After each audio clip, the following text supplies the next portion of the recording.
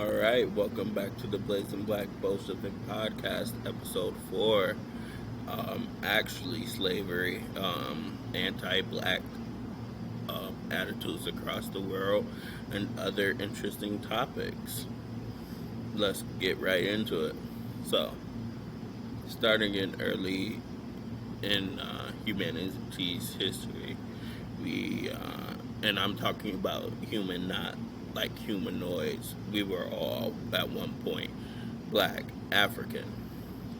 As we divulged and spread across the lands, interbreeded, got mixed in with local populations of other homos. I know that's gonna sound, but like others species of human, and early human, we we became lighter skinned, white, light skinned, brown, and also to adapt with the climate. This being said, that we were all, that no matter your percentage of Neanderthal, you're still human at the end of the day. I don't abide by race science and other pseudosciences. I think we are all one. Even if there were full-blooded Neanderthals, they would still be considered part of the human race, as we are, a united species. However, in our current modern day, this pseudoscience, this belief that of racial white, sometimes brown, but predominantly white supremacy, that demonizes black skin, and not just the black skin, but the black existence in general. If you go across America, they have laws outlawing certain hairstyles. Like right now, I'm somewhat in an afro, but like you can still see the remnants of my locks, which I'm going to get retwisted. In workplaces, they don't have laws protecting our hair, so people could discriminate against us based on our hair. And really, it's our skin. They can't outright say, well, because you're black, we're not going to hire you, but they can sure enough prevent you from being hired in other ways. And this isn't just a problem in America, but it's a problem worldwide. And in some places, they tried to breed us out. In some places, they did breed us and tried to make us more docile, tried to make us lighter skinned, tried to make us more intelligent or less intelligent, tried to,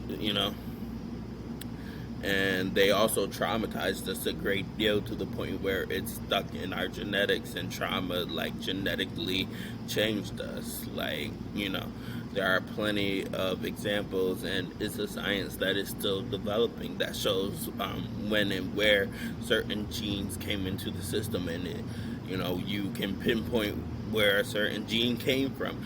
If it came from that 16 to 1800s era of slavery, then there's probably a good chance that it arose due to slavery.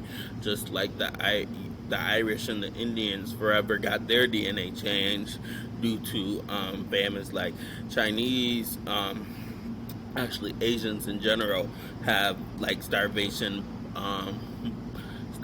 adapted bodies due to like centuries of famine. Now, if they have that, what do you think 400 years of slavery looks like on the human body? Generation after generation after generation getting enslaved, beaten, malnourished, starved. I repeated myself, stabbed, tortured, you know what I mean? You pass that on generation through generation through generation, and then sometimes these slaves are interbreeding, not knowing who their biological family is. So you get, and then you like there's so many different factors that go into it that I'd be probably stuck here all day trying to go through the whole history of epigenetics. But you have a history of not only extermination but subjugation. They wanted to have a subordinate race, and you can see this in like a lot of new age racism. Like there's a lot of mysticism. There's a lot of the ancient elders, or in the first annals of human history. Like there's a lot of religion and spiritual stuff mixed in with it because they have to maintain this myth of the supreme race. They have to give some basis to it. And this, like, it's dangerous because it's so pervasive within our society. You know, you have the white replacement theory. You have, and that's influenced things like abortion laws. That's influenced the way that, like race marriage laws. Like even back in the 1950s and 60s, they were using the same tactics, saying, "Well, they're going to die. We're going to die out if we keep on breeding with black people." So they tried to pass those like interracial marriage laws, so where you can't. Same thing goes today. That's why they pass immigration laws, so Mexicans don't get it. They pass and that's why they won't pass anti-lynching laws as well, because they kind of want that up as backup. You know what I mean? Like slavery is still rampant. Like honestly, if you don't admit that slavery exists in our prison system at this point, regardless of where you sit on politics, then I'm sorry, but you're just like not living in reality. I think Alabama corrections, like one of their higher ups has recently said Alabama would collapse without prison labor. So if you have like higher ups within the chain of command just coming out and saying how they'd collapse without prison labor, then doesn't that show you that the system is bad? And if they would collapse without prison labor, then don't you think that means they have a system in place which perpetually demonizes people and makes them go to jail? Because otherwise you know, people, there will be a lot less people on the inside of the prison system. They make it a circular system, you know, a repeating cycle, so to say.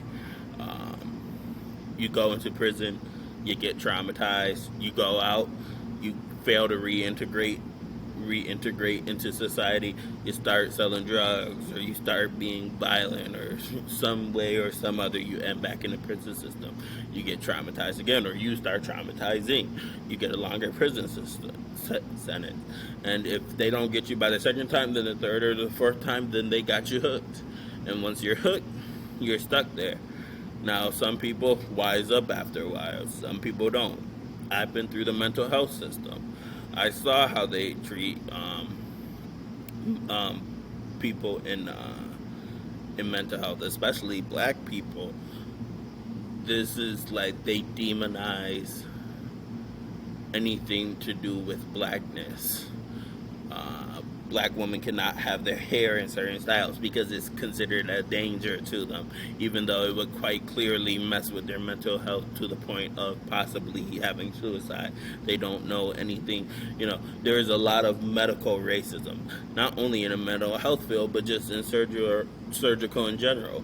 Like, I believe they said over 60% of white med students believe that the myth that black people feel less pain than white people do.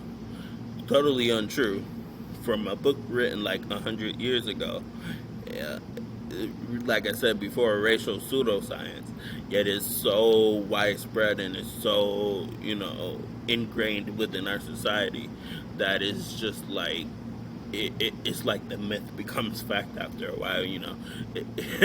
I'm not sure if anybody has a grandparent or a parent who's like, if you tell a lie often enough, you'll start to believe it yourself.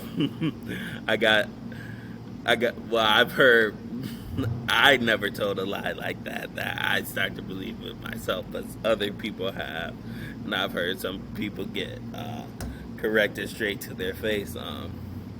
But yeah, like the white replacement theory, like the black, or like the 13% of the population, that myth, that black people consist of 13% of the population, and that we what's the word for it?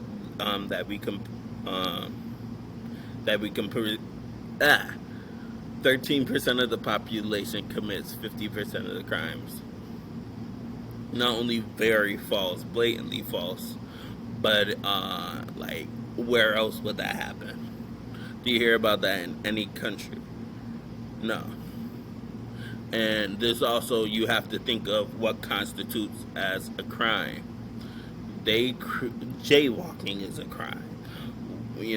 Having water guns now, for at least black men, for black boys, is a crime. Running is a crime. Running, not smiling when a police officer comes up to you is a crime. Having a legally purchased firearm is a crime. So, there's so much that goes into these statistics. I really have no business podcasting with the way I stutter, but statistics, they're like, people use this to like, so much. I got you. Yeah, you believe in the abolishment of prisons, yet you have no problem. Like, most crimes are violent, and most prisoners are in there because, the prison labor system. And like, lots of people need mental help more than they need. Like, this is punitive justice, not restorative justice. But that's a story for another time. Probably gonna make a episode on the prison system, just in and of itself. But moving onwards from America's demonization of black skin, black hair, black existence, you know what I mean? You can do anything in America while being black, yet you're still going to be a black person.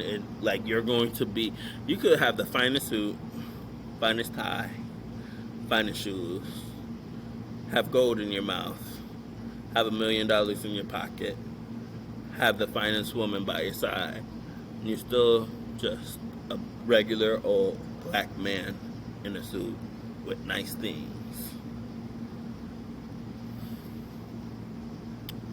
Towards the Middle East. Golly, it always goes back to the Middle East. I think it goes back to the Middle East because that's where, like, it's a somewhat in between stage. Yes, you have a lot of people integrated because Middle East is touching Africa, of course, but you have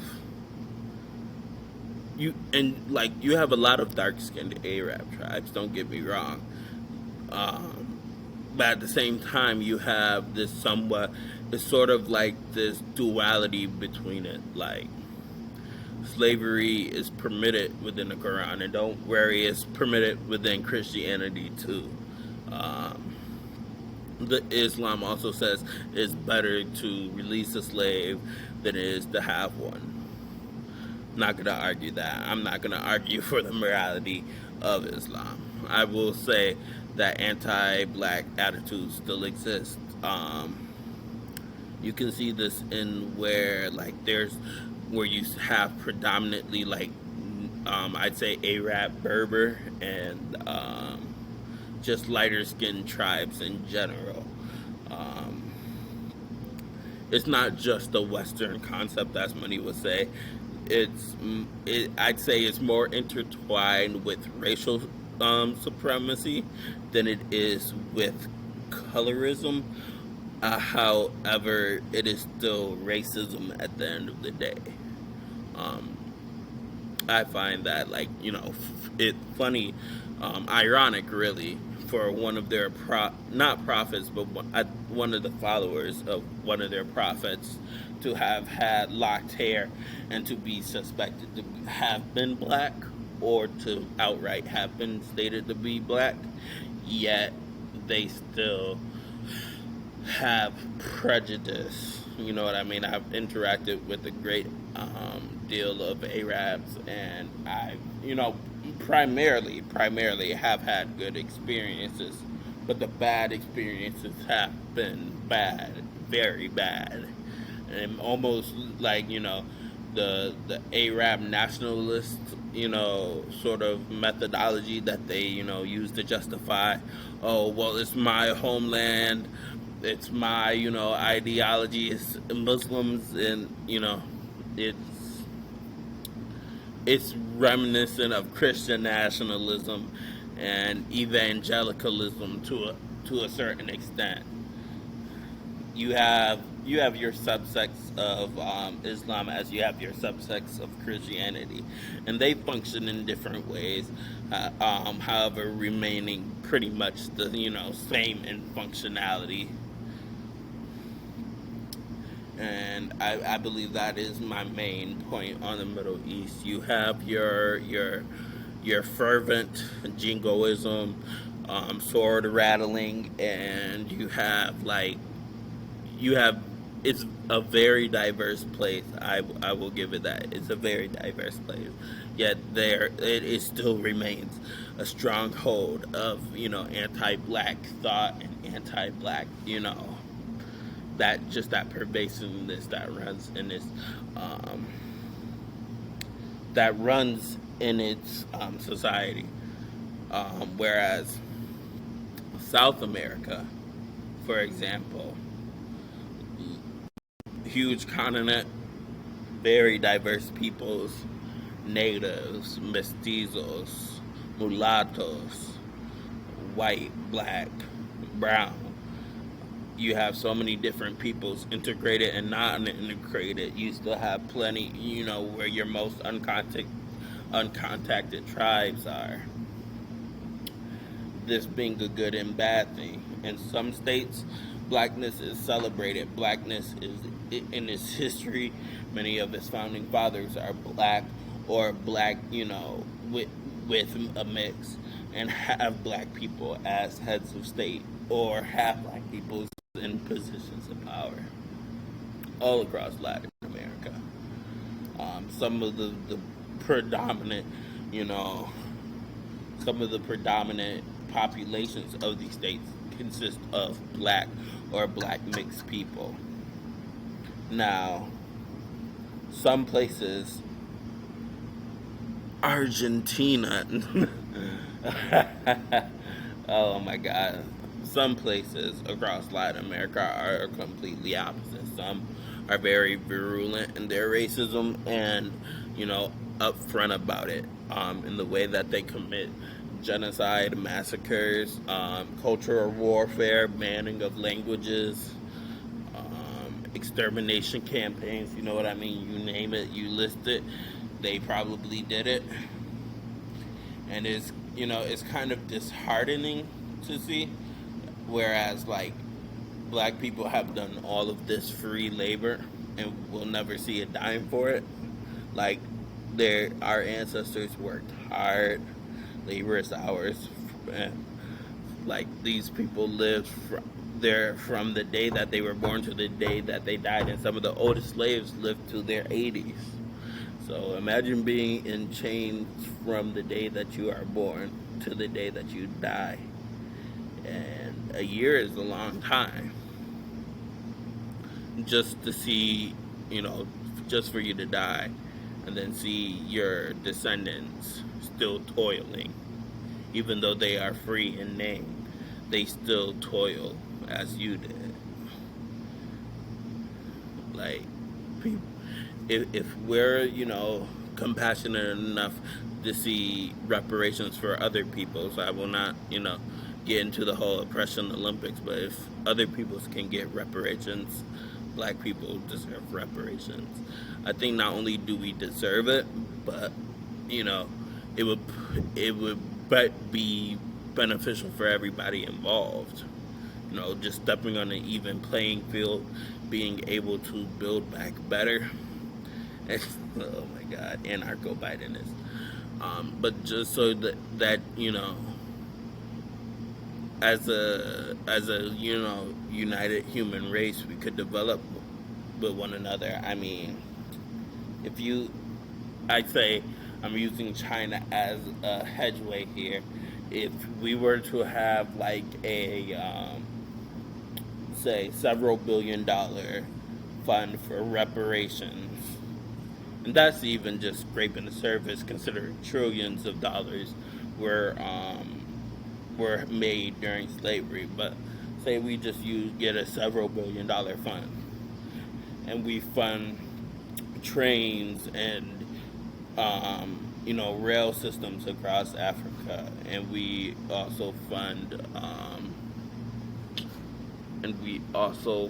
fund like agriculture, mosquito, like fund the abolishment and the erasure of diseases across the world. That would go a long way for equalizing the playing field and helping Africans and African Americans and the black diaspora across the world. Because I know personally, and I know many people in the diaspora feel this way, that we're not divorced from Africa, but at the same time we are not exactly connected due to our long way.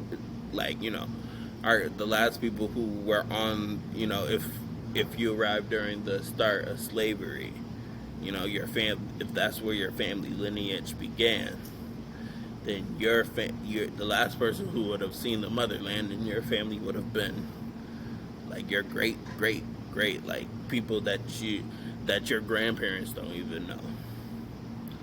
So that would be a start for the reconciliation of the African people with others, and it would, how do I say, it would help, just as Jews later had a homeland for themselves to go to after World War II. Africans in the diaspora need a centralized African state, or at least a a united Africa to go back to. When people see structure and see organization, they will flock to it. That's just my thoughts on the situation, and that even if you go as far as ending not only anti-African, but blackness across the world, colorism. I think this is very stark in Asia, where it's kind of like each country does it to a certain extent. But if you notice within the Philippines, which is strange because lots of Philippine people are very melanated. But if you look at the Philippines, and I think it's possibly due to colonization by Japan that brought in the skin whitening creams and stuff. But if you look at South Korea, Japan, Thailand, sometimes not really, but if you look at those East Asian countries, you'll see a stark difference in the the way they treat black skin. Like Japan, low-key black people in America ate up Japanese culture, Japanese art, and Japan ate up black culture, even though lots of them won't like to admit that Japan did. So you have our cultures intermingling. yet they still hate, or not hate, but they still are unwilling to intermingle with black people. Basically for us to ascend into the rank and file of Japan. Like, even they have laws in place that make it hard to get naturalized as a Japanese citizen, and there are like plenty of roadblocks in the way for black people to just be integrated within Japanese society. And you definitely feel the difference walking in America than you do walking in Japan. It's just like it's something you hear from every person, black person who goes overseas. It's and I say for Asia, it's definitely less of an extermination thing. It's definitely more of a cultural supremacy sort of thing, and like in their culture, lots of their cultures, like white skin is seen as an object to be prized for. In some places, it's like you're so rich that you don't have to be outside, because if you're outside, that means you turn brown or black. So the whiter you are, the richer you are, and that's supposed to be a good quality. Um, Now, not only is that anti-black, but that is classist. I will not go into that. I think we can expound on that on another episode, but I think that kind of sums up my thoughts on the origins of anti-blackness, and it kind of meshes well together with misogyny, because I think they're also intertwined. Like, you definitely have misogynoir, misogynoir, misogyn. Somebody's going to correct me and laugh at me for pronouncing it wrong, but it is what it is. I'm a smart fellow when I want to be. Oh my God.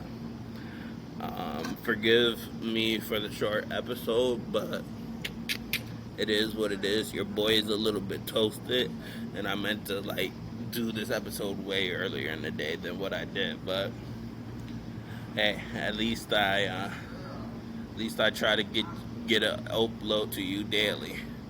Have a nice one, y'all. Love y'all. Peace out, and stay safe, or stay dangerous, 'cause safes get cracked.